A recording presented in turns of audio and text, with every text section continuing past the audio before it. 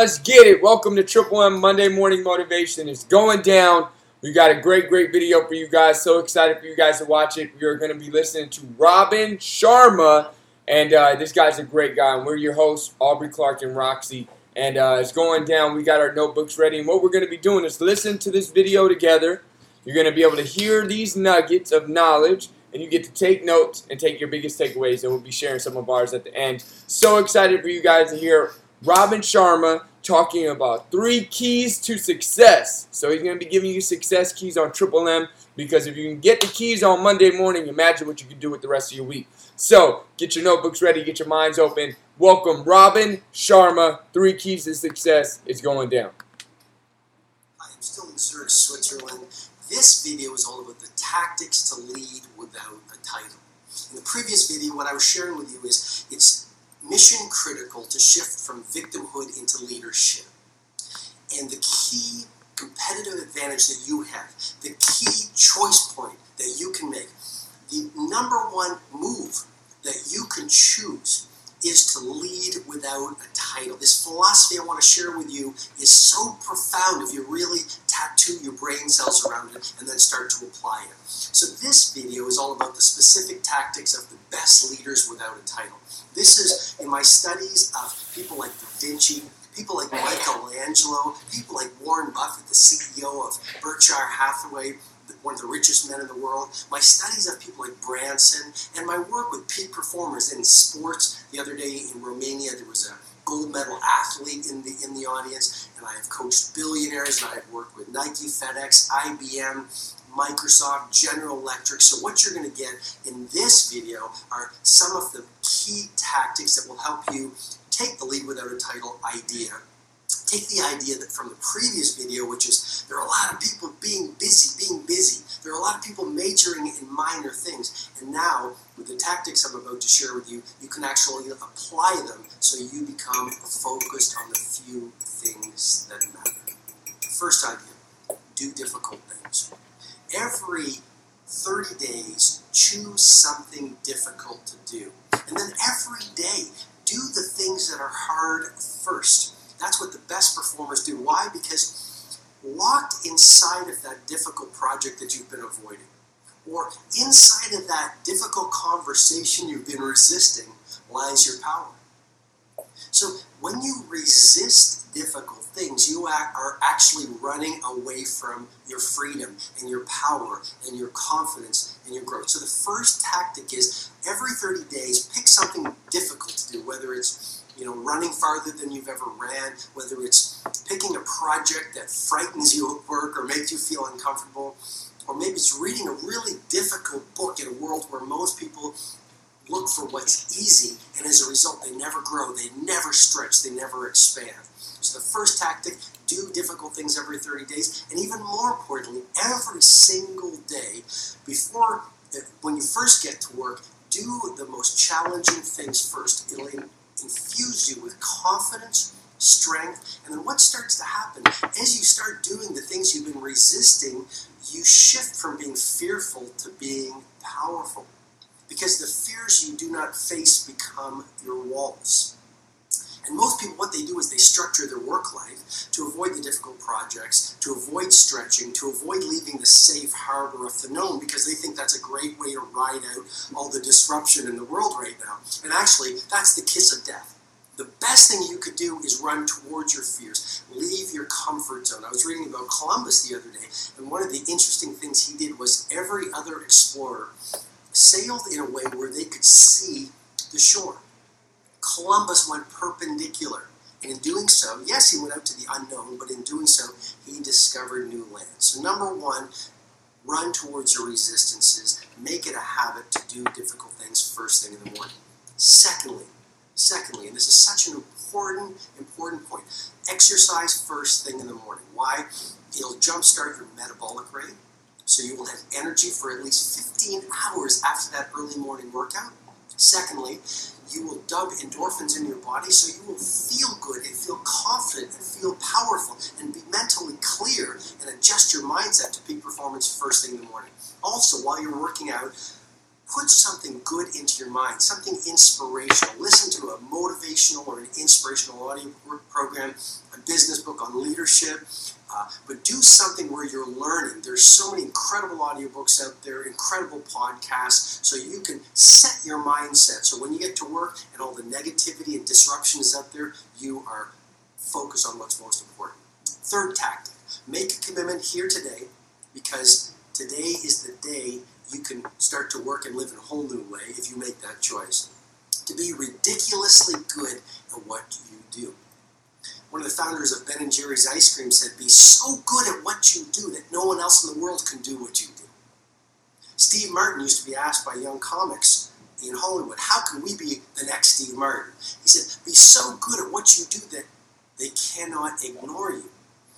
Now, I want you to start researching Anders Ericsson. Just go on the internet, Google Anders Ericsson. He's the preeminent researcher in the emerging field of peak performance and exceptional productivity. And what he has realized is if you look at the Russian chess champions, if you look at the best tennis players, if you look at the greatest geniuses in the arts, they all had a few things in common. Number one, every genius began as a beginner. And every expert began as an amateur. In other words, Mozart, for example, 10 years elapsed before he first started composing music to when people started calling him a genius. This whole idea of the gifted genius is not true.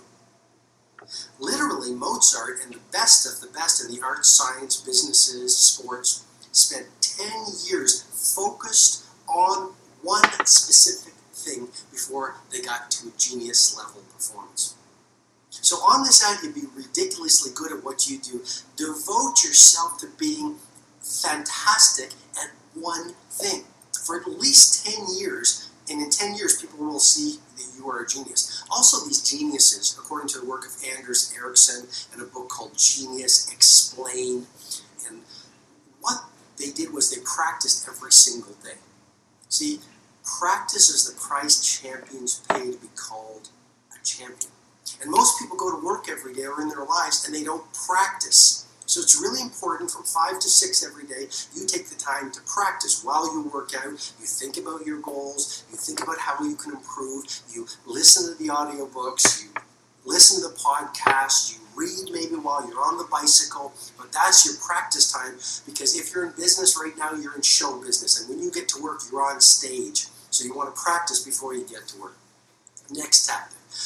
Please remember, and this is so fundamentally important, that a key way to transform and to be completely productive is to find the time to avoid distractions. I know this might sound obvious, but you can't do your best work when you're checking your BlackBerry or your email or your voicemail every few minutes. So it's really important you do what I call deep work. Work in chunks of time.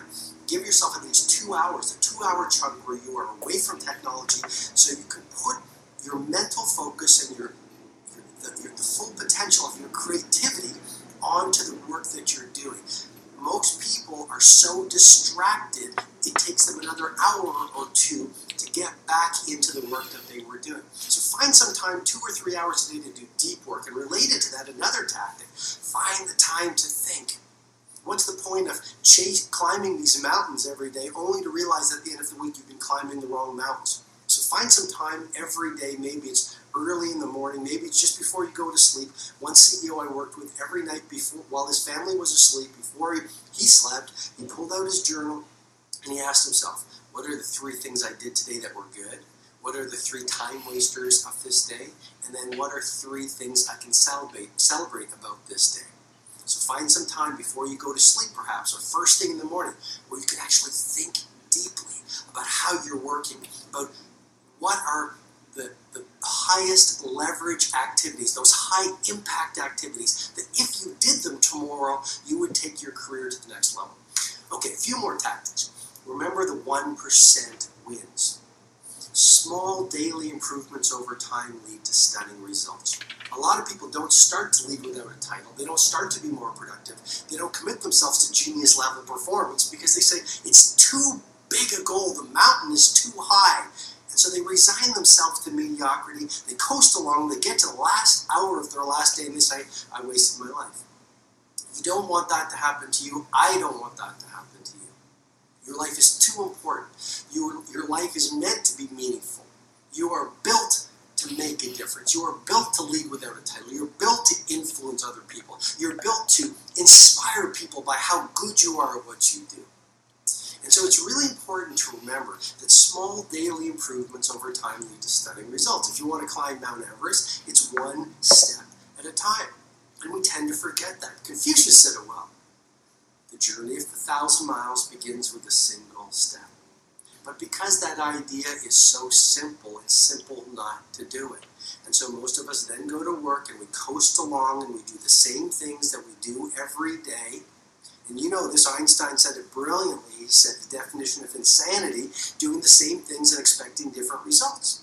And what I'm suggesting to you is every single day, just make a 1% improvement in the few things that are most important. Do something small that you've been resisting. Inspire or develop a teammate that has been frustrating you. And by the way, Abe Lincoln said it brilliantly. I don't like that person. I must get to know him. So 1% improvements every day over time lead to a tsunami of results. I mean, how do you build a great organization or a great career or a great life? It's not by revolution. It's not by reading one book and then going out there and deconstructing your whole career or your whole life. How do you build a world-class career and a world-class life? Every single day, while most people are busy being busy, while most people are running around in a million different directions because they don't have any focus, they don't have any clarity, because at some deep level they're confused. Confucius said it well. He said, man who chases 2 rabbits catches neither. You go to work and you improve the few things that are most important 1% every day. Into 30 days, that's at least a 30% improvement. But you're actually going to have more than 30% of an improvement in your productivity. Why? And your performance. Why? Because then, once you start making those little improvements every day, you start getting momentum. You start getting more confidence. You start tackling other projects. You start seeing opportunities you didn't even see, because most people are so caught up in this emotion called fear, they can't see the opportunities that are out there. They will fight you if you say, there are incredible opportunities to grow your career, to make a difference, to lead without a title. They will criticize you. They will fight you because they can't see the opportunities, because their lenses are covered by fear and doubt and disbelief. 1% improvements every day are so important in terms of a tactic. 2 final tactics. Every single day, learn something new.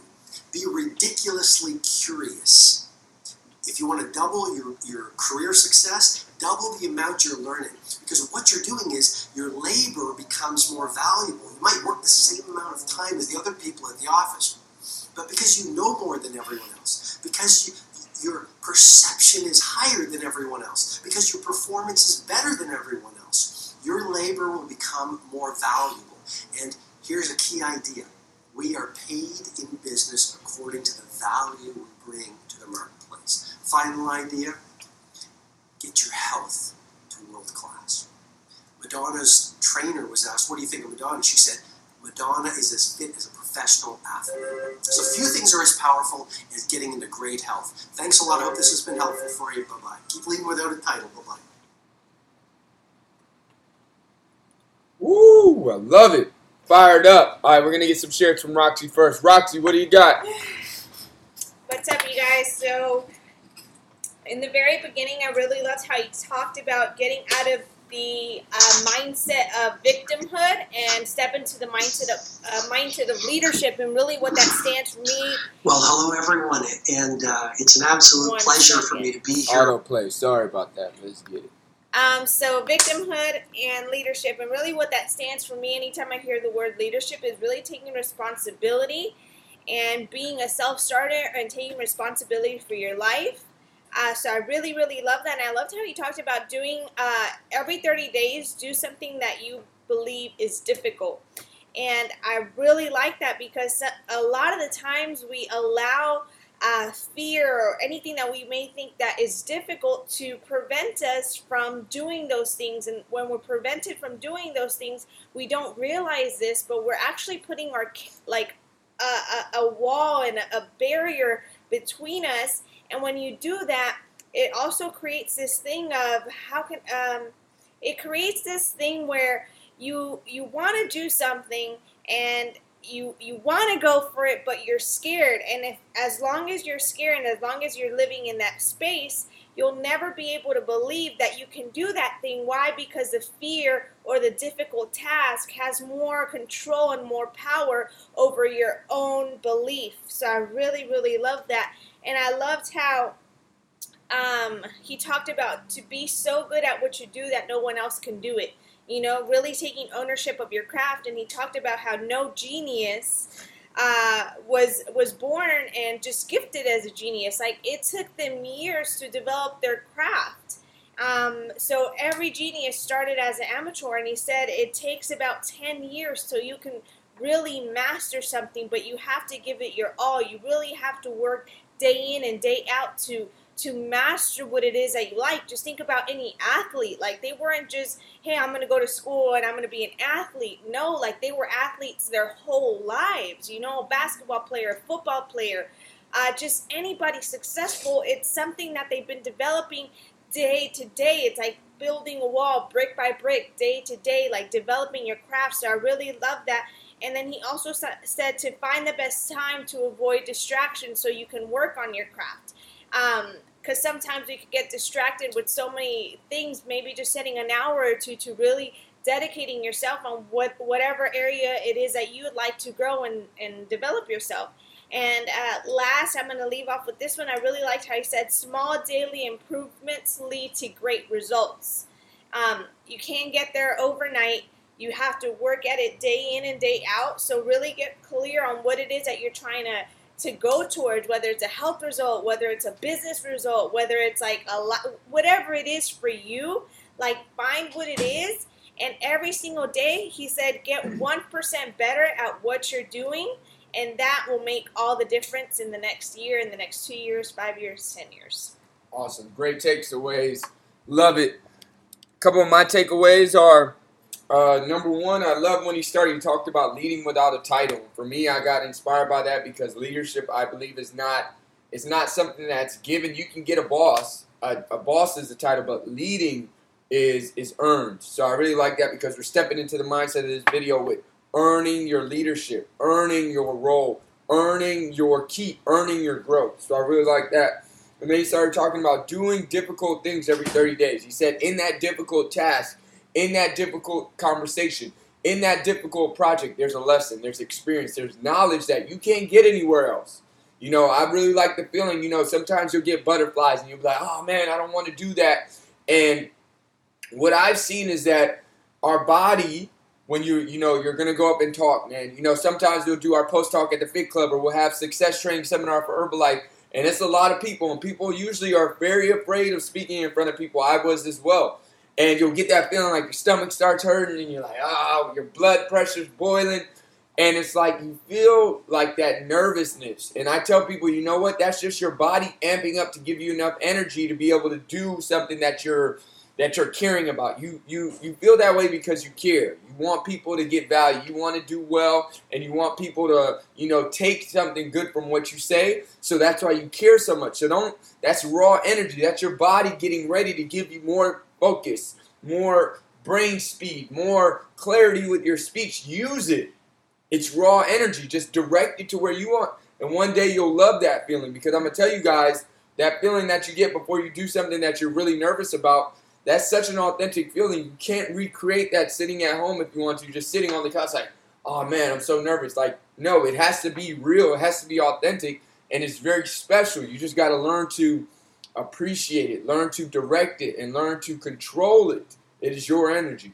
So I really like that, because it's like inside of that thing that you're so scared about, I've never had anybody do that.